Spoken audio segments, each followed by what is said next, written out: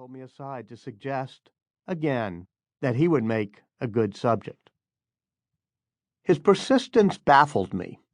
He was known to guard his privacy, and I had no reason to believe that he'd ever read any of my books. Maybe someday, I continued to say. But in 2009, his wife, Lorene Powell, said bluntly, "If you're ever going to do a book on Steve, you'd better do it now." He had just taken a second medical leave. I confessed to her that when he had first raised the idea, I hadn't even known he was sick. "Almost nobody knew," she said.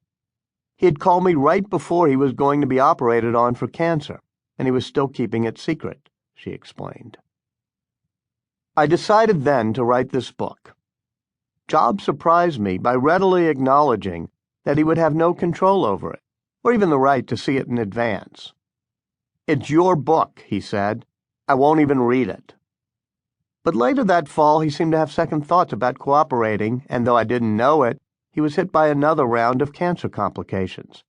He stopped returning my calls, and I put the project aside for a while.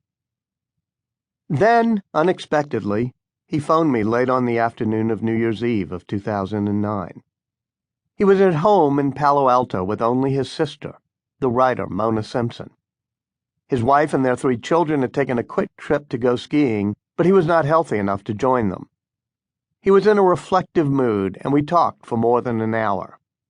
He began by recalling that he had wanted to build a frequency counter when he was 12, and he was able to look up Bill Hewlett, the founder of HP, in the phone book and call him to get parts. Jobs said the past 12 years of his life, since his return to Apple, had been his most productive in terms of creating new products. But his more important goal, he said, was to do what Hewlett and his friend David Packard had done, which was to create a company that was so imbued with innovative creativity that it would outlive them. "I always thought of myself as a humanities person as a kid, but I liked electronics," he said. Then I read something that one of my heroes, Edwin Land of Polaroid, said about the importance of people who could stand at the intersection of humanities and sciences, and I decided that's what I wanted to do. It was as if he were suggesting themes for his biography, and in this case at least, the theme turned out to be valid. The creativity that can occur when a feel for both the humanities and the sciences combine in one strong personality was a topic that most interested me in my biographies of Franklin and Einstein, and I believe that it will be a key to creating innovative economies in the 21st century. I asked Jobs why he wanted me to be the one to write his biography. "I think you're good at getting people to talk," he replied. That was an unexpected answer.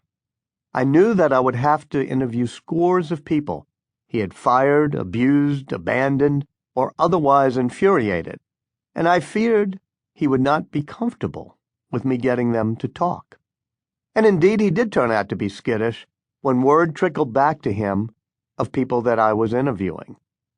But after a couple of months, he began encouraging people to talk to me, even foes and former girlfriends. Nor did he try to put anything off limits. "I've done a lot of things I'm not proud of, such as getting my girlfriend pregnant when I was 23 and the way I handled that," he said. "But I don't have any skeletons in my closet that can't be allowed out." He didn't seek any control over what I wrote or even ask to read it in advance. His only involvement came when my publisher was choosing the cover art. When he saw an early version of a proposed cover treatment, he disliked it so much that he asked to have input in designing a new version. I was both amused and willing, so I readily assented. I ended up having more than 40 interviews and conversations with him.